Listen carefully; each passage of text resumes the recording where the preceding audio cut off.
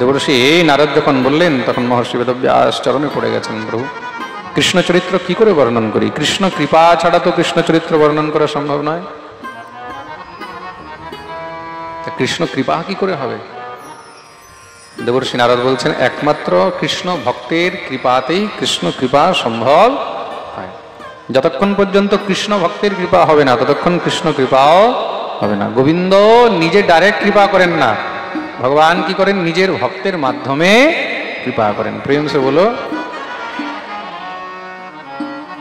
অনেক সময় মানুষ বলে ডাইরেক্ট ভগবানকে ধরলেই তো হয়, সাধুগুরু বৈষ্ণবদের কাছে যাওয়া দরকার কি আছে? তার ডাইরেক্ট কোর্টের মধ্যে গেলেও তো হয়, সোজা জজের কাছে যাওয়া যায়? হ্যাঁ, আপনারা কেউ যদি কোর্টে গেছেন বা কিছু নলেজ আছে, তার ডাইরেক্ট কি জজের কাছে কেউ যেতে পারে? তার জজের কাছে যেতে হলে মাঝখানে একটা উকিলের দরকার হয়, হয়তো উকিল তোমাকে একটা প্রসেসিং এর মাধ্যমে জজের কাছে নিয়ে যাবে। তিনি হলেন ন্যায়াধীশ, তুমি ডাইরেক্ট ন্যায়াধীশের কাছে যেতে পারবে না। এরকম কোনো প্রসেসিং নেই, এরকম সামর্থ্য নেই, এরকম কোনো সংবিধান নেই। সুতরাং আপনাকে সেখানে কোনো উকিলের মাধ্যমে, কোনো লয়ারের মাধ্যমে ন্যায়াধীশের কাছে, জজের কাছে, ব্যারিস্টারের কাছে যেতে হবে। অন্যথা আপনি সেখানে ন্যায় থেকে বঞ্চিত থাকবেন, ন্যায়াধীশের আপনার উপরে কৃপা হবে না। তদ্রূপ সেই ভগবানের কাছে যেতে হলে আপনাকে উকিল ধরতে হবে। আর সেই উকিলকে তারাই হলেন সাধুগুরু বৈষ্ণবগণ, যারা রুল অ্যান্ড রেগুলেশন, কি করে ভগবানকে পাওয়া যায়, কি করে ভগবত প্রাপ্তি হয়, কি করে ভগবানের সেবা হয়। যেরকম উকিল সংবিধানের, কনস্টিটিউশনের সমস্ত সব ক্লজগুলো পড়ে থাকে, তাই তো? আইপিসি, সিআরপিসি, কনস্টিটিউশন সবকিছু তাদের পড়া থাকে।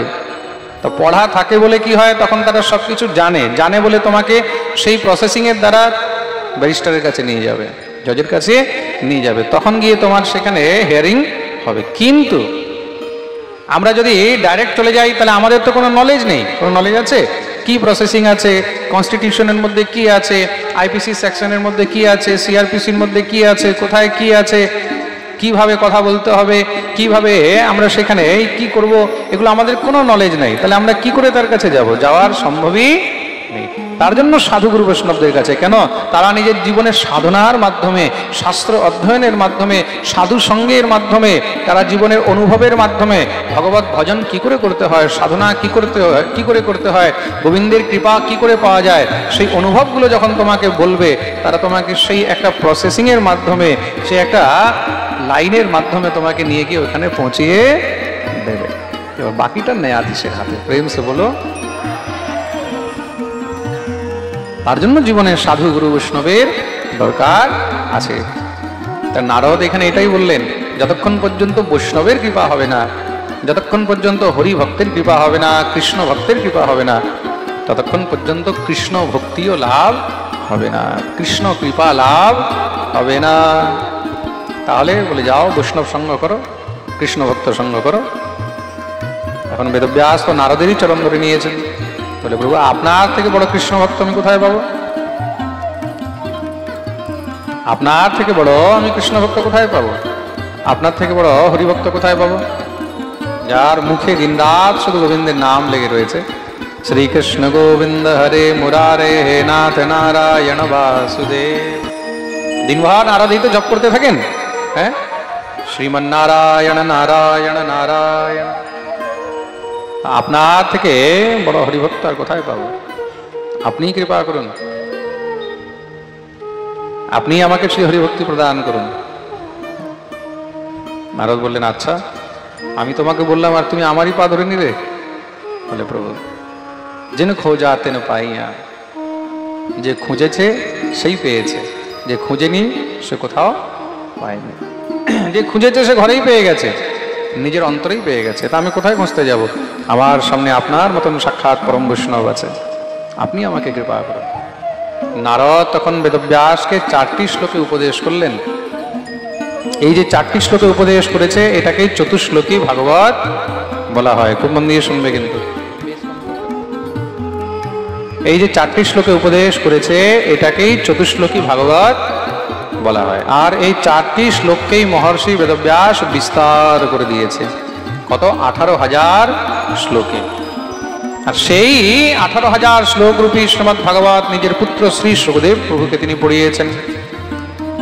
আর সুখদেব প্রভু সেই ভাগবত রাজা পরীক্ষিতকে শ্রবণ করিয়েছেন।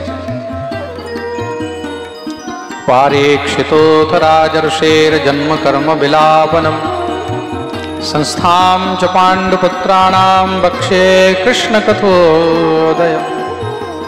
শৌনকাদি মুনি প্রশ্ন করলেন, পরীক্ষিত কে ছিলেন? আর পরীক্ষিতকে এই ভাগবত শোনাবার প্রয়োজন কেন হলো? কৃপা করে আমাদেরকে সেই বর্ণনা করুন। শ্রী সুতজি মহারাজ পরীক্ষিতের জন্ম বৃত্তান্ত বর্ণন আরম্ভ করলেন। এটা তখনকার কথা যখন মহাভারতের যুদ্ধ শেষ হয়ে গেছে।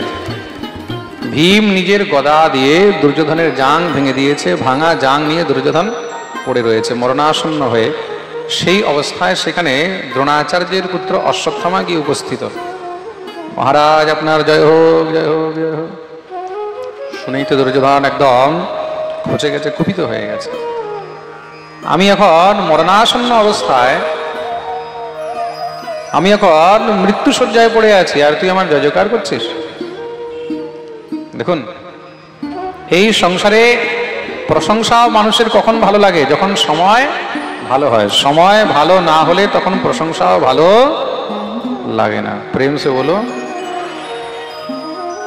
তার জন্য খুব মন দিয়ে শুনবেন, কিন্তু সময় ভালো হলেই প্রশংসা ভালো লাগে, সময় ভালো না হলে তখন প্রশংসাও ভালো। তার জন্য জীবনে ভগবানের কাছে প্রার্থনা করুন যেন কোনো সময় কারোর কাছে প্রশংসা শোনার প্রয়োজন না হয়। আজকে যে প্রশংসা শুনছো, কালকে যখন সময় খারাপ হবে, আবার মানুষ এসে তোমার কাছে প্রশংসা করবে, তখন সেটা শুনতে ভালো লাগে। দুর্যোধন বললেন, আজকে আমার এই দুর্গতি, আর তুই আমার প্রশংসা করছিস? অশ্বত্থামা বললেন, দুর্গতির একমাত্র কারণ তো আপনি নিজেই স্বয়ং। এত বড় মহাভারতের যুদ্ধের মধ্যে আপনি সব বুড়োদেরকে নিয়ে যুদ্ধ করতে বেরোলেন, আর বুড়োদেরকে দিয়ে কি আর যুদ্ধ জেতা যায়? তাহলে বলে, একবার আপনি আমাকে যদি দায়িত্ব দিতেন, পঞ্চপাণ্ডবের মাথা কেটে এনে আপনার সামনে রেখে দিতেন। আচ্ছা, এত বড় বড় কথা, এখন তুমি কিছু করতে পারবে? বলে, আপনি আদেশ করুন, আজকেই আমি পঞ্চপাণ্ডবের মাথা এনে দিয়ে দিতে পারি। ওহো, অশ্বত্থামা, যদি তুমি এই কাজ করে দাও, তাহলে আমি তোমাকে নিজের অর্ধেক রাজত্ব দিয়ে দেবো। অশ্বত্থামা বেরিয়ে গেছে পঞ্চপাণ্ডবদের মাথা কেটে আনার জন্য। আর এইদিকে পঞ্চপাণ্ডবরা সব বিজয় উৎসবে আনন্দে মেতে রয়েছে। কিন্তু ভগবানের ঘুম নেই, ভগবানের আরাম নেই। ভগবান চিন্তিত হয়ে গেছেন।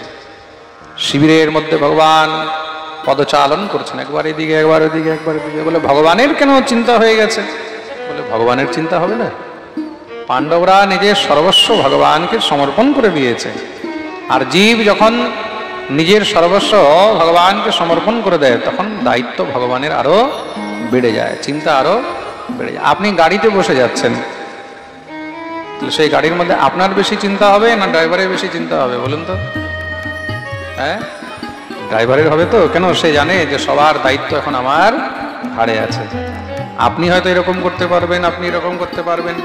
বিচার করে দেখুন, ড্রাইভার যদি গাড়ি চালাতে চালাতে যদি এরকম করে, তাহলে কি হবে? তাহলে আমরা সব এরকম হয়ে যাবো। প্রেম সে বলো। তাহলে বেশি না, 12 দিন পরে ঘরে ঘরে তখন ভোজ শুরু হয়ে যাবে। বুঝতে পেরেছো তো? তার জন্য আমাদের থেকে বেশি দায়িত্ব ড্রাইভারের হয়। তার জীবনের সারথি যখন আমরা ভগবানকে করে দিয়েছি, তখন দায়িত্ব ভগবানের বেশি বেড়ে। বুঝতে পেরেছো? আসলে কি হয়, ভগবান আমাদের দায়িত্ব কেন নেয় না? কেন কি আমরা নিজের দায়িত্ব ভগবানের চরণে ছাড়তেই চাই না। আমরা কি ভাবি? আমরা করছি, আমি করছি। আর যেখানে আমি তত্ত্ব রয়েছে, সেখানে ভগবান থাকেন না। যেখানে মানুষ নিজেকে হারিয়ে নেয়, শূন্যের কোনো দাম নেই। কোনো দাম আছে? জোরে বলো। শূন্যের কোনো দাম নেই। কিন্তু সেই শূন্য যখন কারোর সঙ্গে জড়িত হয়ে যায়, কারোর প্রতি সমর্পিত হয়ে যায়, শূন্য যখন কারোর পিছনে গিয়ে দাঁড়িয়ে যায় তখন কি হয়? তখন তার দাম আরো বেড়ে যায়। একের পিছনে যদি শূন্য চলে যায় তাহলে কি হবে? 10 হয়ে যাবে। 9-এর পিছনে যদি চলে যায় তাহলে 90 হয়ে যাবে। শূন্যের নিজের কোনো দাম নেই, কিন্তু শূন্য যখন কারোর পিছনে দাঁড়াবে তখন কি হবে? তখন সে শূন্যের দাম বেড়ে যাবে। তদ্রূপ নিজেকে শূন্য বানিয়ে নাও। কিসের শূন্য? বলে অভিমান শূন্য। কি শূন্য? হ্যাঁ, অভিমান শূন্য। আমাদের নিতাই চাঁদ এটাই তো শিখিয়ে গেছে আমাদেরকে। হ্যাঁ, অক্রোধ পরমানন্দ নিত্যানন্দ রাম।